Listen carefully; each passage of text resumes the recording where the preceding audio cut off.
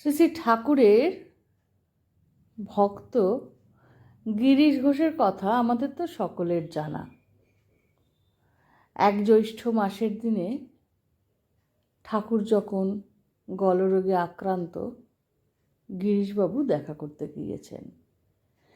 সেই ঘটনা নিয়েই আজকের ছোট্ট ভিডিও। আমার মনে পড়ে গেল ভক্ত ভৈরব গিরিশ ঘোষের কথা। ঠাকুর তখন কাশীপুর উদ্যান বাটিতে কর্কট রোগে আক্রান্ত। জ্যৈষ্ঠ মাসের তীব্র গরমে গিরিশ ঘোষ এসেছেন ঠাকুরের সঙ্গে দেখা করতে। ঠাকুর গিরিশকে জিজ্ঞেস করছেন, গিরিশ একটু জল খাবে? বলে নিজেই দেহটা ঘষরাতে ঘষরাতে ঘরের কোনায় যে কুজোটা রাখা রয়েছে সেখানে ঠাকুর গেলেন। ঠাকুর অসুস্থ শরীরে হাঁটতে পারেন না, তাই গিরিশ বারণ করছেন, কিন্তু ঠাকুর শুনলেন না। কুজোর কাছে গিয়ে এক গেলাস জল এনে গিরিশের হাতে দিয়েছেন। আর গিরিশ সেই জল খাবেন কি? গিরিশের দু চোখ বেয়ে তখন জলের ধারা। ঠাকুর গিরিশকে বলছেন, গিরিশ, আমি এত কষ্ট করে তোমার জন্য আনলুম, তুমি খাবে না গিরিশ? তৃষ্ণার্ত ভক্তের হৃদয়ে যে ঠাকুর শান্তির বাড়ি এনে দিয়েছেন। ঠাকুর হচ্ছেন যন্ত্র, আর সেই যন্ত্র দিয়ে কি তৈরি হচ্ছে আমরা যদি একটু দেখি।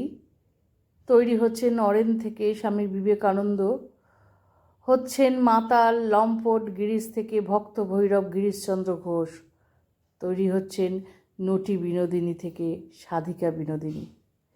একদিন যেমন ঠাকুর গিরিশকে দিলেন নিজে হাতে করে জল, আবার গিরিশও ঠাকুরকে জল দিয়ে পা ধুয়ে দিলেন। সেই ঘটনা এত হৃদয়স্পর্শী যে চোখ দুখানি ভিজে এলো। সব সময়ের জন্যই চোখে জল এনে দেয় সেই ঘটনা। গিরিশ ঠাকুরকে তার নাটকে আমন্ত্রণ জানিয়েছেন। নাটক শেষে ঠাকুরকে খেতে দিয়েছেন ফুলকো লুচি, আলুর দম আর ঠাকুরের প্রিয় জিলিপি। ঠাকুরকে খেতে দিয়ে গিরিশ ঠাকুরকে অনুরোধ করছেন ঠাকুর যেন তার ছেলে হয়ে জন্মায়। ঠাকুর রাজি হলেন না। মদ্যপান করে গিরিশচন্দ্র বললেন, আমার বাবা কত সৎ ব্রাহ্মণ ছিলেন, তুই মদ পান করিস, আমি কেন তোর ছেলে হব? রাগে গিরিশ ঠাকুরের থালাটি ছুঁড়ে ফেলে দিলেন। বালক সুলভ ঠাকুরের কিন্তু কোনো রাগ নেই, শুধু বলতে লাগলেন, ওই আলুর দমটা গিরিশ খেতে দিল না, কিন্তু বড় ভালো খেতে ছিল।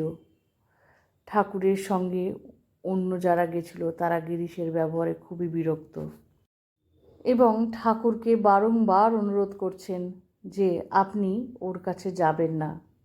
বালক সুলভ ঠাকুর সেই সব কোনো কথাই কানে যাচ্ছে না, কেবল বলছেন আলুর দমটা বড্ড ভালো ছিল।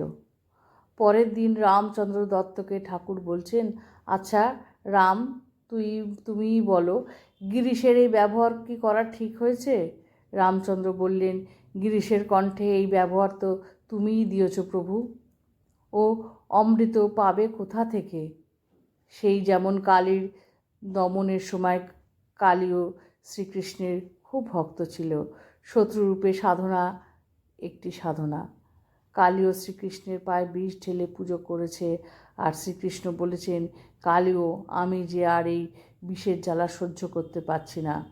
কালীও বলছে, আমাকে তো তুমি অমৃত দাওনি, যা দিয়েছ আমি তাতেই তোমায় পুজো করছি। এটা রামচন্দ্র দত্তের মুখে শোনার পর ঠাকুর এত খুশি হলেন, বললেন, চলো এক্ষুনি গিরিশের বাড়ি যাই। গিরিশের তখন নেশা কেটে গেছে। বুঝতে পেরেছেন ঠাকুরকে গতকাল কত অপমানই না তিনি করেছেন।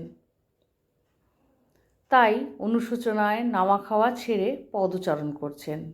এমন সময় ঠাকুর এসে দরজার কড়া নেড়ে বললেন, গিরিশ, আমি যে এসেছি। দরজা খুলে গিরিশ ঠাকুরের পা দুটো ধুয়ে দিলেন চোখের অশ্রু জলে।